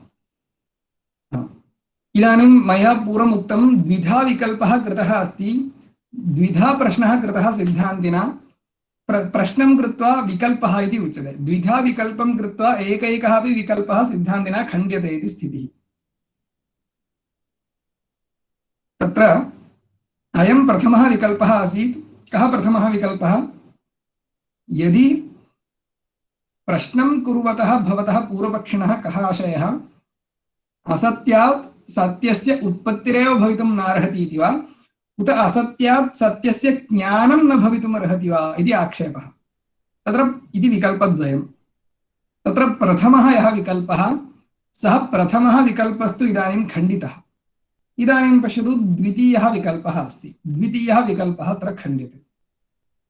असत्यात् सत्यस्य ज्ञानमेव भवितुं नार्हति इति तु नैव वक्तुं शक्यते। कुतः इति चेत् पश्यतु, तत्र भाष्यकारः वदति, यदा कर्मसु काम्येषु स्त्रियं स्वप्नेषु पश्यति समृद्धिं तत्र जानीयात् तस्मिन् स्वप्ननिदर्शने इति श्रुतिः छान्दोग्ये वर्तते। तत्र श्रुतिः एवमेव अन्यदपि वाक्यमस्ति, अथ स्वप्नाः पुरुषं कृष्णं कृष्णदन्तं पश्यति स हेनं हन्ति इत्यादि श्रुतिवाक्यं च वर्तते। तत्र निमित्तशास्त्रानुसारेण एवम् अस्ति, तत्र स्वप्ने यदि कश्चन स्त्रियं पश्यति तदानीम् अग्रे कस्मिंश्चित् विषये तस्य समृद्धिः, इष्यमाणे विषये तस्य समृद्धेः सूचकम् इदम्। एवमेव कश्चन कृष्णदन्तं पुरुषं यदि स्वप्ने पश्यति तदानीं तस्य अग्रे अचिरादेव तस्य मरणं भविष्यति इति मरणस्य सूचकम् इदम् इति निमित्तशास्त्रे वर्तते। तर्हि किमस्ति, इदानीं स्वप्ने दृश्यमाना स्त्री अथवा स्वप्ने दृश्यमानः यः पुरुषः, एतद् उभयमपि मिथ्या एव, परन्तु मिथ्याभूतमपि तद्वस्तु किं तत्र बोधयति? सत्यं वस्तु बोधयति। समृद्धिरूपं सत्यं वस्तु बोधयति स्त्री, कृष्णदन्तपुरुषः मरणरूपं सत्यं वस्तु बोधयति। तर्हि अनृतमपि सत्यभूतं वस्तु बोधयितुं तु अर्हत्येव। तद्वदेव अत्र उपनिषद्या वर्तते, वेदवाक्यं यद्वर्तते, इदं वेदवाक्यं यद्यपि मिथ्याभूतं स्यात्, मिथ्याभूतमपि इदं वेदवाक्यं सत्यरूपं ब्रह्म बोधयितुम् अर्हत्येव इति आशयः अस्ति। तस्मात् तर्हि अवश्यं वेदवाक्यस्य मिथ्यात्वम् अस्ति इति एतावन्मात्रेण तत्र बोध्यमानं ब्रह्म यद्वर्तते तद् अनृतं भवति इति नैव भवति, किन्तु तदपि सत्यमेव इति आशयः। तर्हि अत्र एकः विचारः इदानीं पर्यवसन्नः। पश्यतु, एतावत्पर्यन्तं कथं ग्रन्थस्य सङ्गतिरासीत्, एतावत्पर्यन्तं तदनन्यत्वम् आरम्भणशब्दादिभ्यः इति सूत्रम् अस्माभिः आदौ तस्य सूत्रस्य अर्थः उक्तः। तदनन्यत्वम् इति सूत्रेण सर्वस्यापि संसारस्य मिथ्यात्वं साध्यते। मिथ्यात्वं नाम तदन्यस्वीय तात्विकरूपशून्यत्वे सति तादात्म्यम्। इदं मिथ्यात्वम् उक्त्वा अनन्तरं तत्र भेदाभेदमतपक्षात् अयं सर्वोऽपि प्रपञ्चः नानात्वांशः सत्यः इति वक्तव्यम् इति आक्षेपः कृतः। तस्य आक्षेपस्य सप्तयुक्तिभिः समाधानम् उक्तम्। अनन्तरं पुनः भेदाभेदमतात् एव पुनः प्रपञ्चः यदि सत्यः स्यात् तर्हि चत्वारः आक्षेपाः कृताः। तत्र चतुर्णाम् आक्षेपाणां मध्ये त्रयाणाम् आक्षेपाणाम् एकया युक्त्या समाधानम् उक्तम्। अनन्तरं चतुर्थः यः आक्षेपः तस्य आक्षेपस्यापि परिहारः कृतः, सः विकल्प्य परिहृतः अस्ति। इतः परम् अन्यः विचारः अस्ति कश्चन, सः विचारः अपि संक्षेपेण प्रतिपाद्यते। इदानीम् एवं कश्चन आक्षेपः क्रियते। कः आक्षेपः इति चेत् अत्र ब्रह्मणः परिणामित्वं स्यात् इति एकः आक्षेपः क्रियते। ब्रह्म परिणामि स्यात्, यदि परिणामि स्यात् तर्हि कूटस्थं न स्यात् इति आक्षेपः क्रियते। पश्यतु कथम् आक्षेपः, आक्षेपवाक्यमत्र पठामि। ननु मृदादिदृष्टान्तप्रणयनात् परिणामवद् ब्रह्मशास्त्रस्य अभिमतम् इति गम्यते। परिणामिनो हि मृदादयः अर्थाः लोके समधिगताः इति नेत्युच्यते इति। पश्यतु, मृदादिदृष्टान्तप्रणयनात् परिणामवद् ब्रह्मशास्त्रस्य अभिमतम् इति। मृदादिदृष्टान्तस्य प्रणयनमस्ति। तत्र अस्याम् उपनिषदि वाचारम्भणं विकारो नामधेयम् इत्यादिना ब्रह्म बोध्यमानं, यदा ब्रह्म बोधितमस्ति तदानीं ब्रह्मबोधनकाले तत्र मृदादिदृष्टान्तः प्रतिपादितः अस्ति। तर्हि मृदादिदृष्टान्तः यदा प्रतिपादितः तदानीं दृष्टान्ते विद्यमाना या मृद् तत् कीदृशी अस्ति, परिणामरूप विकारवती अस्ति मृद्। तर्हि तादृश परिणामी यत् मृदात्मकः यः परिणामी पदार्थः, तेन पदार्थेन तत्र ब्रह्मणः दार्ष्टान्तिकस्य निरूपितत्वात् ब्रह्म अपि कीदृशं भवेत्, परिणामवद् भवेत्। यदि ब्रह्म परिणामवद् भवेत् तर्हि किं स्यात्, तर्हि ब्रह्म इदानीं ब्रह्म अपि मिथ्या स्यात्। पश्यतु, तस्यापि नाशः अङ्गीकर्तव्यः स्यात्। कुतः, उपयन् अपयन् धर्मः विकरोति हि धर्मिणम् इति न्यायः वर्तते। उपयन् अपयन् धर्मः विकरोति हि धर्मिणम्। कस्मिंश्चित् वस्तुनि यदि कश्चन धर्मः उत्पद्यते, यदि कश्चन धर्मः नश्यति तर्हि तस्य वस्तुनः विकारः भवति। तस्य वस्तुनः विकारत्वम् अवश्यम् अङ्गीकर्तव्यम्। यदि विकारः स्यात् तर्हि वाचारम्भणं विकारो नामधेयम् इति युक्त्या तदपि मिथ्या एव स्यात्। अतः ब्रह्मणः अपि सत्यत्वं नैव वक्तुं शक्यते। अतः मृदादिदृष्टान्तानुसारेण ब्रह्मणः अपि विकारत्वं स्यात् इति, परिणामित्वं स्यात्, परिणामित्वे सति विकारत्वमपि स्यात् इति आक्षेपः क्रियते। अस्य आक्षेपस्य समाधानम् अत्र नेति आत्मा नेति उच्यते इत्यादिना आरभ्यते। तत्र भाष्यकारः कथयति तथा न, यदि ब्रह्मणः परिणामित्वं यदि अङ्गीक्रियते तर्हि श्रुत्यन्तरविरोधः स्यात्। श्रुत्यन्तरविरोधस्तु नेष्यते। तस्मात् यथा श्रुत्यन्तरेण सह विरोधो नास्ति तथा इदानीम् अस्य श्रुतिवाक्यस्य अर्थः विचारणीयः स्यात्। कथं, पश्यतु, स वा एष महाजन आत्मा अजरो मरो मृतो भयो ब्रह्म इति श्रुतिवाक्यम् अस्ति बृहदारण्यके। तत्र स्पष्टं तत्र अजरत्वम् अमरत्वम् अमृतत्वं च ब्रह्मणः उक्तमस्ति। तर्हि ब्रह्मणः अमृतत्वात् नाशः नास्ति, अमरत्वम् अजरत्वं च उच्यते। तर्हि ब्रह्मणः नाशः कथञ्चिदपि अस्माभिः उपपादयितुं न शक्यते इति कथनेन ब्रह्मणः इदानीं परिणामित्वं नैव वक्तुं शक्यते इति निर्णयः। इति सा श्रुतिः विरुध्येत। एवमेव पश्यतु, श्रुत्यन्तरं किं श्रुत्यन्तरं, स एष नेतिनेत्यात्मा स्थूलमरणु इत्यादि श्रुतिवाक्यानि वर्तन्ते। स एष नेतिनेत्यात्मा, अस्मिन्नात्मनि किमपि नास्ति इति यद्यद्रूपम् अस्मिन् प्रकरणे पूर्वं प्रतिपादितमस्ति तत्र किमपि रूपम् अस्मिन् ब्रह्मणि नास्ति इति पूर्वं प्रतिपादितं यद्यद्रूपं यो यः धर्मः सः सर्वोऽपि धर्मः ब्रह्मणि निषिद्धः अस्ति इति कृत्वा तेनापि मिथ्यात्वं ज्ञायते। एवमेव अस्थूलमरणु इत्यादिभ्यः अपि स्थूलत्वम् अणुत्वम् इत्यादि धर्माः तत्र प्रतिषिध्यन्ते इति कृत्वा अन्यानि यानि बहूनि श्रुतिवाक्यानि तैः श्रुतिवाक्यैः इदं ब्रह्म कूटस्थम् इति अवगतमस्ति। यदि ब्रह्मणः कूटस्थत्वं स्यात् तर्हि ब्रह्मणः परिणामित्वं नैव स्यात् इति कृत्वा ब्रह्मणः परिणामित्वं नैव अङ्गीकर्तुं शक्यते इति उच्यते। तदुपरि पुनः आक्षेपः कृतः आसीत् पूर्वपक्षिणा, स्थितिगतिवत् स्यात् इति। ब्रह्म उत्पत्तिकाले इदानीं परिणामिवत् परिणामी, अनन्तरं तु उत्पत्त्यनन्तरं तु तत् परिणामि न, किन्तु कूटस्थं। अतः कदाचित् परिणामी कदाचित् कूटस्थम् इति अस्तु इति चेत् तथा न, कूटस्थत्वं तु सर्वदा तत् कूटस्थम् इति वक्तव्यं। यदि कदाचिदपि तस्य परिणामित्वं यदि स्यात् तर्हि ब्रह्म कूटस्थम् इति कथं वक्तुं शक्यते? कूटं नाम तत्र यदा सुवर्णस्य यदा परिणामः क्रियते तत्र आकारविशेषः यदा सम्पाद्यते, सुवर्णकारः सम्पादयति, तदानीं सुवर्णं यस्मिन् काष्ठविशेषे स्थापयित्वा सुवर्णस्य आकारविशेषं सम्पादयति सुवर्णकारः, सः पदार्थः एव कूटम् इति उच्यते। कूटं कूटवत् तिष्ठति इति कूटस्थम् इति उच्यते। तर्हि तद्वस्तु यथा न परिणमते, यथा तत्र सुवर्णस्य परिणामः भवति चेदपि यत्र यस्मिन् काष्ठविशेषे सुवर्णं स्थाप्यते सः काष्ठविशेषः कूटस्थं तत् नैव परिणमते खलु, तद्वत् इदं ब्रह्म कूटस्थं, कूटवदेव इदमपि न परिणमते इति तात्पर्येण कूटस्थत्वम् उच्यते। इत्युक्ते परिणामसामान्यप्रतिषेधः, एकोऽपि परिणामं न सहते इदं ब्रह्म, कोऽपि परिणामः अस्मिन् ब्रह्मणि न भवति इति तात्पर्यमस्ति। तर्हि सर्गकालेऽपि तत्र उत्पत्तिः नैव परिणामः नैव अङ्गीकर्तव्यः, स्थितिकालेऽपि न अङ्गीकर्तुं शक्यते। अतः कस्मिन्नपि काले परिणामः नास्ति इति अङ्गीकर्तव्यमस्ति। तत्र इदं निगमनमपि तत्र भाष्यकारैः उच्यते।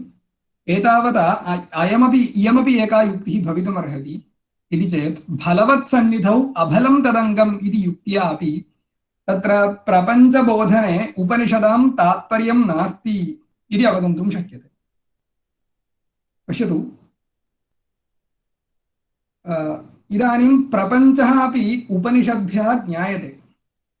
तस्माद्वा एतस्मादात्मना आकाशः सम्भूतः इत्यादीनि अनेकानि वाक्यानि वर्तन्ते। अनेकानि वाक्यानि किं बोधयति? ब्रह्मणः सकाशात् पदार्थानाम् उत्पत्तिं कीर्तयति, आकाशादिप्रपञ्चस्य उत्पत्तिं कीर्तयति। तर्हि आकाशादिप्रपञ्चस्य उत्पत्तिः ब्रह्मणः सकाशात् भवति इति यदा कीर्तयति, तदानीं कीर्त्यमानः यः आकाशादिप्रपञ्चः तस्मिन् प्रपञ्चे तात्पर्यं नास्ति इत्यपि अवगन्तव्यं। कुतः इति चेत् पश्यतु, श्रुतिः कं पदार्थं बोधयेत् इति चेत् यस्मिन् बोधिते सति तस्य प्रामाण्यं स्यात् तदेव बोधयेत्। प्रामाण्यं स्यात्। प्रामाण्यं कदा स्यात् इति चेत् बोध्यमानं यद्वस्तु इदम् अनधिगतम् अबाधितं प्रयोजनवत् च यदा स्यात् तादृशमेव तत्त्वं बोधयति उपनिषत्। यदि उपनिषदा यत्किञ्चित् वस्तु बोध्यते तर्हि उपनिषत् प्रमाणम् इति वक्तव्यं। यदि उपनिषत् प्रमाणम् इति वक्तव्यं तर्हि उपनिषदा जायमानं यत् ज्ञानम् इदं ज्ञानं कीदृशं स्यात्? प्रमा स्यात्।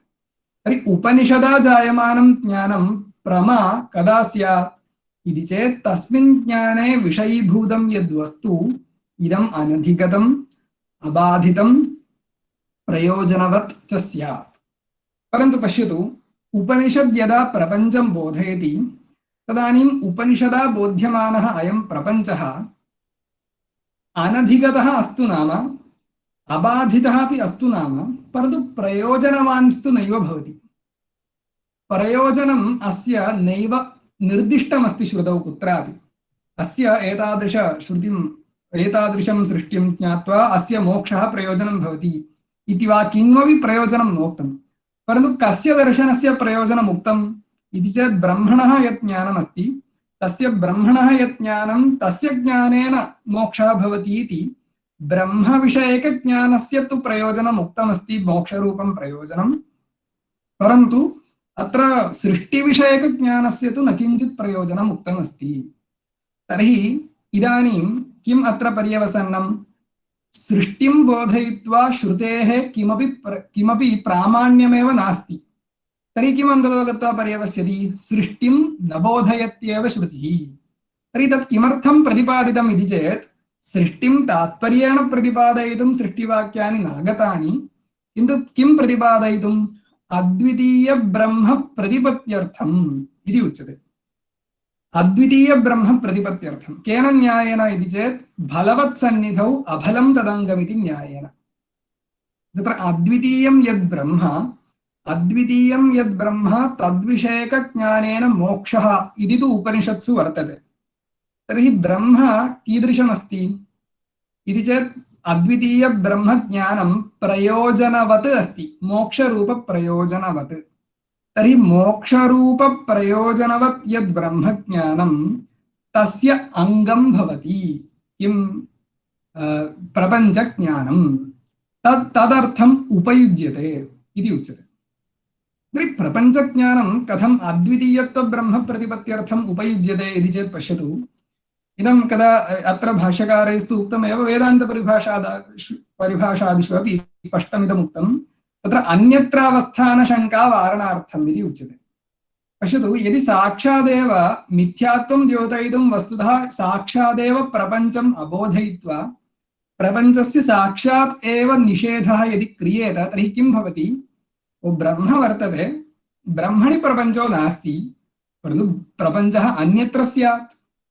ब्रह्म तु प्रपञ्चस्य उपादानं मास्तु, परन्तु प्रपञ्चस्य उपादानम् अन्यत् स्यात्, ब्रह्मणि प्रपञ्चो नास्ति तावन्मात्रमेव खलु इति अयं प्रपञ्चः ब्रह्मापेक्षया अन्यत्र कुत्रचित् तिष्ठति इत्येव वक्तव्यं स्यात् इति शङ्का स्यात्। अतः तां शङ्कां वारयितुं श्रुतिः किं करोति? यदि प्रपञ्चः उत्पद्यते ब्रह्मणः सकाशादेव उत्पद्यते, यदि तिष्ठति तत्रैव तिष्ठति, परन्तु वस्तुतः अस्ति वा? वस्तुतो नास्ति इति च उच्यते। तर्हि यदि प्रपञ्चः अस्ति तर्हि ब्रह्मण्येव अस्ति इत्युक्त्वा तत्र च तस्य प्रतिषेधः यदा क्रियते तदानीं तस्य मिथ्यात्वं बोधितं भवति। तर्हि प्रपञ्चस्य यदा मिथ्यात्वं बोधितं भवति तदानीं ब्रह्म अद्वितीयम् इति पर्यवस्यति। तर्हि अद्वितीयब्रह्मप्रतिपत्त्यर्थं किम् अपेक्षितमस्ति? सृष्टिः ब्रह्मणः सकाशादेव जायते इत्येतद् वक्तव्यमस्ति। तदर्थं तत्र सृष्टिः प्रतिपादिता अद्वितीयब्रह्मप्रतिपत्तिशेषतया। अद्वितीयं यद्ब्रह्म तस्य ब्रह्मणः या प्रतिपत्तिः तदङ्गतया तदुपयोगितया सृष्टेः प्रतिपादनं न तु तात्पर्येण। यदि तात्पर्येण प्रतिपादितं स्यात् तर्हि प्रपञ्चोऽपि ब्रह्मवत् सत्यः स्यात्, परन्तु तात्पर्येण यस्मात् न प्रतिपाद्यते तस्मात् तन्न सत्यः इति अङ्गीकृतः इति अवगन्तव्यमस्ति। तर्हि इतः परम् अस्य सूत्रस्य अन्ते इममपि अर्थं तत्र उक्त्वा किं निगमनमत्र कृतम्, अस्य विचारस्य सर्वस्यापि निगमनमत्र कृतमस्ति। इदानीम् अत्र अन्तिमः एकः आक्षेपः अपि क्रियते। कः आक्षेपः इति चेत्, यदि एवं स्यात् तर्हि इदानीं जन्माद्यधिकरणं यद्वर्तते अनेन अधिकरणेन सह इदानीं विरोधः भवति खलु इति आक्षेपः। आरम्भणाधिकरणस्य इदानीं पूर्वेण अधिकरणेन जन्माद्यधिकरणेन सह विरोधः अस्ति खलु इति एकः आक्षेपः भवितुमर्हति। कथम् इति चेत् पश्यतु, जन्माद्यधिकरणे किं कृतं? जन्माद्यस्यतः इति सूत्रेण ब्रह्म जगज्जन्मादिकारणम् इति उच्यते। जगतः उत्पत्तिः स्थितिः नाशः अस्य सर्वस्यापि कारणं किं? ब्रह्म। तर्हि ब्रह्म कीदृशं? जगज्जन्मादिकारणं ब्रह्म इति उच्यते। अस्तु, इदानीं कः विरोधः? पश्यतु, अत्र आगत्य इदानीं सूत्रकारः किं कथयति? जगदिति किञ्चित् नास्ति एव इति च कथयति। तर्हि जगदिति किञ्चित् नास्ति एव, ब्रह्म तु अद्वितीयं, ब्रह्मणः अद्वितीयत्वं चेत् इदं तु मिथ्या इति वक्तव्यं, तर्हि इदं नास्ति एव। तर्हि जगदिति किञ्चित् नास्ति एव इति आरम्भणाधिकरणे यदा उच्यते तर्हि जगज्जन्मादिकारणत्वम् इति लक्षणं ब्रह्मणः कथं स्यात्? तर्हि जगज्जन्मादिकारणत्वं जन्माद्यधिकरणे बोध्यते, जगदिति किञ्चित् नास्ति एव इति आरम्भणाधिकरणे च बोध्यते। तर्हि एकमेव ब्रह्म अद्वितीयमपि कथं स्यात्? जगत्कारणमपि कथं स्यात्? तर्हि एकस्मिन् ब्रह्मणि जगत्कारणत्वं निखिलजगत्कारणत्वम् अद्वितीयत्वम् इति एतदुभयं विरुद्धमस्ति इति कृत्वा इदानीं विरोधः अस्ति खलु इति चेत् तत्र भाष्यकारः स्पष्टं कथयति। भाष्यवाक्यमेव पठामि। सर्वज्ञस्य ईश्वरस्य आत्मभूते इव अविद्याकल्पिते नामरूपे तत्त्वान्यत्वाभ्याम् अनिर्वचनीये संसार प्रपंच बीजभूते सर्वज्ञस्य ईश्वरस्य मायाशक्तिः प्रकृतिः इति च श्रुतिस्मृत्योः अभिलप्येते। ताभ्याम् अन्यः ईश्वरः सर्वज्ञः आकाशो वै नामरूपयोर्निर्वहिता ते यदन्तरा तद्ब्रह्म इति श्रुतेः। तत्र पश्यतु, तत्र जगत् अत्यन्तम् असत्यम् असत्कल्पं तुच्छरूपम् इति अस्माभिः नोच्यते। अयम् ईश्वरः कश्चन जीवात् विलक्षणः अस्माभिः अङ्गीक्रियते, यः उपाधितो भिन्नः अस्ति जीवात् उपाधितो भिन्नः यः ईश्वरः, सः स्वस्य प्रकृतिम् उपयुज्य, मायाम् उपयुज्य अथवा अविद्याम् उपयुज्य, माया अविद्या प्रकृतिः इति एतैः शब्दैः एकमेव वस्तु प्रतिपाद्यते, न तु भिन्नं भिन्नं। तत्र यद्यपि अनेके शब्दाः प्रयुज्यन्ते, परन्तु शब्दस्य अर्थस्तु एक एव। अविद्या, अज्ञानं, प्रकृतिः इत्यादीनां शब्दानाम् एक एव अर्थः अस्ति। तर्हि एतादृशं यत् या माया वर्तते, तया मायया प्रत्युपस्थापितम् इदं जगद् वर्तते। अस्य जगतः, अविद्या प्रत्युपस्थापितस्य जगतः उत्पत्तिः जीवात् विलक्षणः ईश्वरः करोति इति तु अस्माभिः अङ्गीक्रियते एव। अतः मिथ्याभूतं यत् जगत्, अविद्या प्रत्युपस्थापितं यत् जगत्, अत्र अविद्या प्रत्युपस्थापितस्य अस्य जगतः कारणं ब्रह्म अवश्यं भवत्येव। तावदेव तत्र जगज्जन्माद्यस्य यतः इत्यस्मिन् अधिकरणे तु तावदेव अत्र प्रतिपादितं विवक्षितमस्ति। स एव अर्थः अत्र विवक्षितः, न तु पारमार्थिकप्रपञ्चकारणत्वम्। अतः अविद्या प्रत्युपस्थापितं यत् जगत् तत्कारणत्वमेव तत्र उक्तं। तस्य च अविद्या प्रत्युपस्थापितत्वम् अस्मिन् अधिकरणे उच्यते इति कोऽपि विरोधो नास्ति इति कृत्वा पूर्वं यः अंशः उक्तः तेन अंशेन अविरुद्धः एव अंशः इदानीमपि उच्यते इति कृत्वा न कोऽपि दोषः इति उच्यते।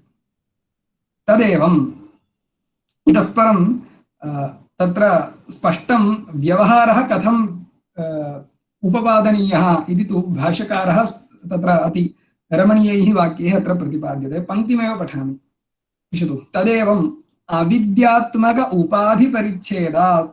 उपाधिपरिच्छेदापेक्षमेव ईश्वरत्वं सर्वज्ञत्वं सर्वशक्तित्वं च न परमार्थतः विद्यया अपास्त सर्वोपाधि स्वरूपे आत्मनि ईशित्रीशितव्य सर्वज्ञत्वादि व्यवहारः उपपद्यते।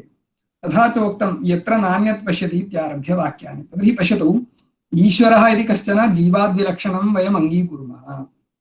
ईश्वरे विद्यमानं यत् ईश्वरत्वं तदपि मिथ्या एव। ईश्वरे विद्यमानं यत् सर्वशक्तित्वं तदपि मिथ्या एव। अतः सर्वोऽपि धर्मः ईश्वरे विद्यमानः अथवा जीवे विद्यमानः सर्वोऽपि धर्मः व्यावहारिकः अविद्या प्रत्युपस्थापितः इति अङ्गीक्रियते। तर्हि अविद्या प्रत्युपस्थापिताः सहस्रं धर्माः अङ्गीक्रियन्ते चेदपि ब्रह्मणः अद्वितीयत्वं न गच्छति। यतोहि पश्यतु, अद्वितीयत्वं नाम वस्तुतः ब्रह्मणः किम् इति चेत् स्वसमानसत्ताक पदार्थान्तरराहित्यम् इदमेव अद्वितीयत्वं नाम। स्वसमानसत्ताक पदार्थान्तरराहित्यं। स्वं ब्रह्म, स्वस्य सत्ता पारमार्थिकी सत्ता, तादृश पारमार्थिकी या सत्ता तादृशसत्ताश्रयं तादृशसत्तावत् वस्त्वन्तरं तु नाङ्गीक्रियते, किन्तु ब्रह्मैव अङ्गीक्रियते।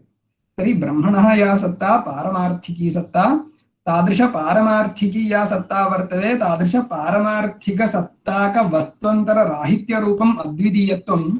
इदम् अद्वितीयत्वं सहस्रकोटि धर्माणां व्यावहारिकत्व अङ्गीकारे सत्यपि इदम् अद्वितीयत्वं नैव गच्छति इति कृत्वा इदं सर्वं व्यावहारिकमिति अङ्गीकुर्मः। तत्र च पुनः उक्तं न कर्तृत्वं न कर्म, ईश्वरगीतास्वपि उक्तम् इति ईश्वरगीतायां विद्यमानं वाक्यमपि अत्र प्रदर्शितम्। ईशित्रीशितव्यभावः सर्वोऽपि व्यवहारावस्थायामेव न तु वस्तुतः इति। न कर्तृत्वं न कर्माणि लोकस्य सृजति प्रभुः न कर्मफलसंयोगं स्वभावस्तु प्रवर्तते। स्वभावो नाम अविद्या।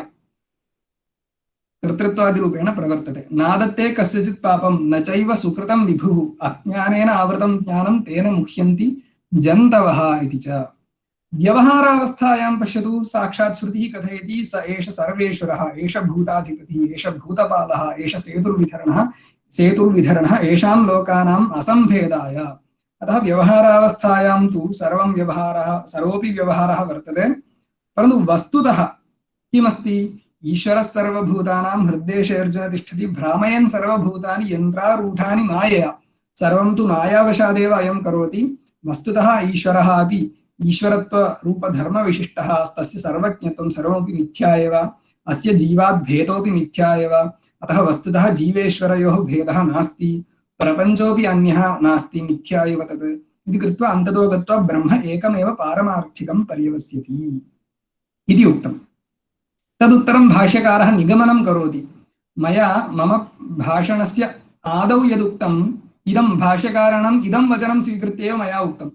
पश्यतु, अन्तिमं वाक्यं भाष्यकारैः उक्तं, व्यवहाराभिप्रायेण तु स्याल्लोकवदिति महासमुद्रस्थानीयतां ब्रह्मणः कथयति अप्रत्याख्यायैव कार्यप्रपञ्चं परिणामप्रक्रियाञ्च आश्रयति सगुणेषु उपासनेषु उपयोक्ष्यते इति।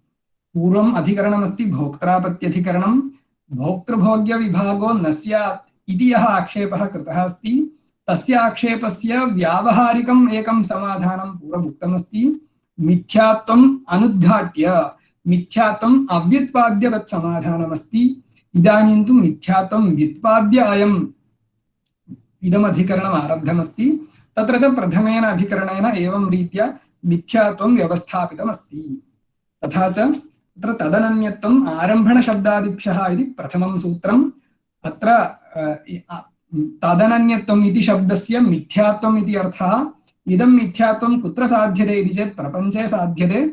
मिथ्यात्वं तदनन्यत्वम् इत्यनेन किम् अत्र विवक्षितमस्ति इति चेत् अत्र तदनन्यत्वं नाम तदन्य स्वीय तात्विक रूपशून्यत्वे सति तादात्म्यम्। कारणापेक्षया स्वस्य कार्यस्य तात्विकं किञ्चित् रूपं नास्ति, तादृशरूपशून्यम् अस्ति इदं कार्यं।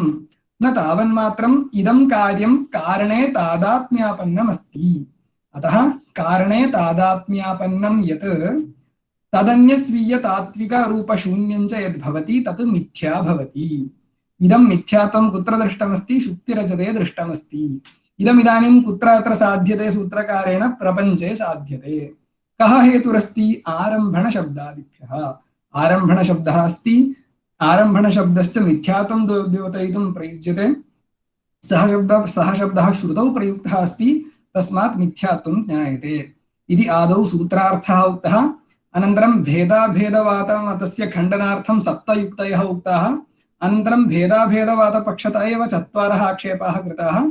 तत्र युक्तिद्वयेन सर्वेषाम् आक्षेपाणां परिहारः कृतः। अनन्तरं ब्रह्मणः परिणामित्वं स्यात् इति आक्षेपः कृतः।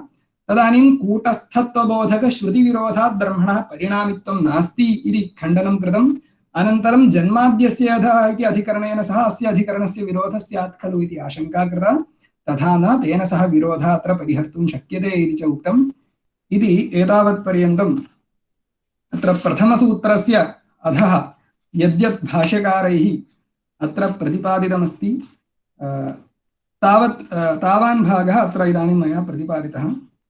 इदानीं तु निर्वाहकाणां निर्देशानुसारेण अन्तिमः यः कालः सः विचारार्थं स्थापनीयः इति एतत् निर्देशः अस्ति इति कृत्वा अवशिष्टः भागः यथाशक्ति न विलक्षणत्वाधिकरणं च श्वः प्रतिपादयिष्यते इति उक्त्वा अत्र मम भाषणस्य निर्देशानाम् आज्ञानुसारेण अत्र उपसंहारः क्रियते। श्रीगुरुभ्यो नमः। अतः यदि विचारस्य कोऽपि अवसरः अस्ति, प्रश्नानां यदि अवसरः अस्ति तर्हि स्वीकर्तुं शक्यते।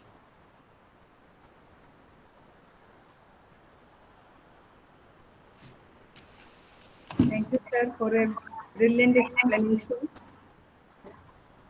Now it is the time for discussion. Do you have any queries? Please unmute your mic and ask questions directly to our resource person.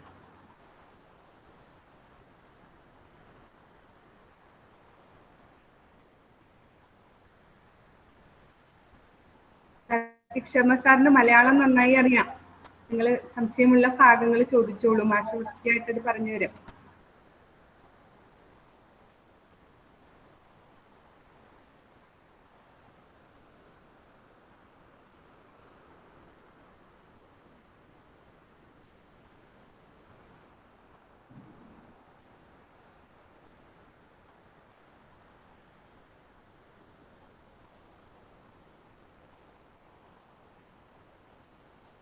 ചോദ്യങ്ങളൊന്നുമില്ലേ?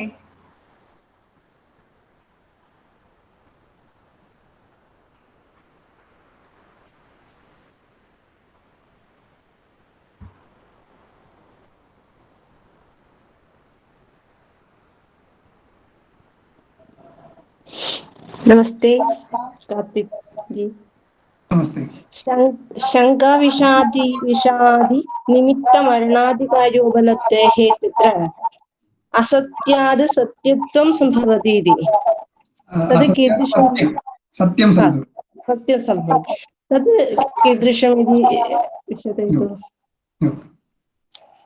तत्र शङ्काविषम् इति शब्दप्रयोगः अस्ति। तत्र शङ्काविषम् इत्यस्य भ्रान्तिविषयीभूतं विषमित्यर्थः। कश्चन चिन्तयति मां सर्पः दंष्टवान् इति, तदानीं सः भयं प्राप्नोति, अनन्तरं मरणं प्राप्नोति इति स्थितिः। तर्हि तस्य इदानीं भ्रान्तिः जाता। कीदृशी भ्रान्तिः? अत्र विषं मम शरीरस्य उपरि, मम शरीरस्य अन्तः विषं प्रविष्टमस्ति, अतः मम अवश्यं निश्चयेन मरणं भविष्यति इति भयेन सः म्रियते। तर्हि पश्यतु, तस्य भ्रान्तौ विषयः अस्ति इदानीं विषम्। इदं च विषम् इदानीं मिथ्या, न सत्यं। यतोहि यतोहि अद्वैतिना भ्रान्तिकाले प्रातिभासिकस्य पदार्थस्य उत्पत्तिरङ्गीक्रियते खलु। तर्हि इदानीं यत् विषं सः चिन्तयति, इदं विषं वस्तुतः तत्र अस्ति वा? नास्ति। तर्हि इदं विषं कीदृशं? सत्यं न, तर्हि असत्यं।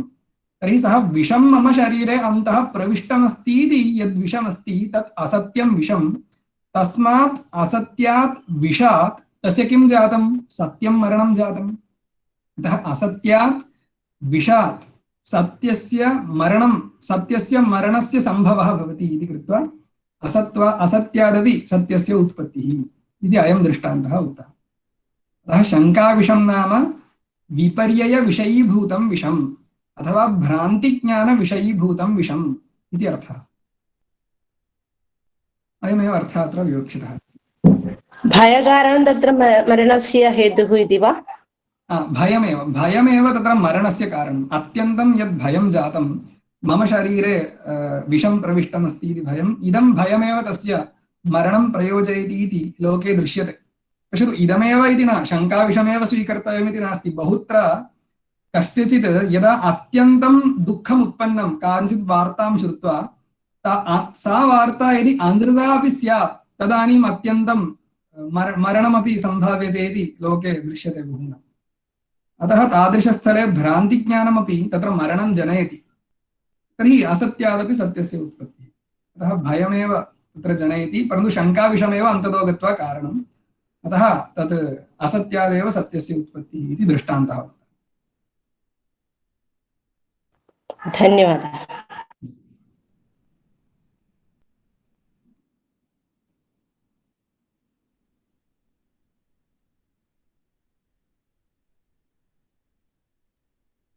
इतोपि कस्यचित् संशयः अस्ति चेत् प्रष्टुं शक्यते।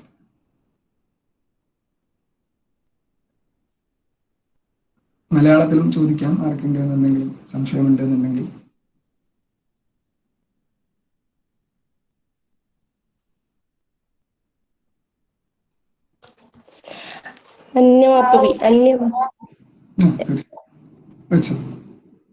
कथं न उच्यते अत्यन्तमात्मना एकत्वम् अद्वितीयत्वं च ब्रुवता इति? तत् समीचीनतया न जानाति। सः आक्षेपवाक्यं तदस्ति। अन्तिमः यः विचारः तत्र अयम् आक्षेपः अस्ति। तर्हि अत्यन्तम् आत्मनः एकत्वम् अद्वितीयत्वं च वदति अद्वैति। ब्रह्म अद्वितीयम् ब्रह्म एकम् इति वदति तर्हि अद्वितीयत्वं यदि वदति तर्हि अद्वितीयत्वं च यदि वदति तस्य कः अर्थः प्रपञ्चः मिथ्या इति अर्थः तर्हि ब्रह्मणः अद्वितीयत्वं कथयितुं प्रपञ्चस्य मिथ्यात्वम् अपेक्षते यदि प्रपञ्चः मिथ्या स्यात् तर्हि इदानीं जन्माद्यस्य यतः इत्यस्मिन् अधिकरणे ईश्वरस्य जगत्कारणत्वं यत् प्रतिपादितम् इदं कुतः विरुद्धं न किन्तु विरुद्धमेव इति वक्तव्यम् तर्हि पश्यतु आत्मनः अत्यन्तम् एकत्वम् अत्यन्तम् अद्वितीयत्वं च यदि भवान् ब्रवीति तर्हि जगतः मिथ्यात्वमपि भवान् ब्रवीति तर्हि जन्माद्यधिकरणेन सह विरोधमपि भवान् अङ्गीकरोति इत्यर्थः तदेव वाक्यस्य अर्थः तर्हि विरोधपरिहारार्थं तत्र उच्यते तथा न अविद्याप्रत्युपस्थापित जगज्जन्मादिकारणत्वमेव मया जगज्जन्माद्यस्य यतः इत्यस्मिन् अधिकरणे उक्तमस्ति अतः विरोधो नास्ति इति तस्य समाधानं च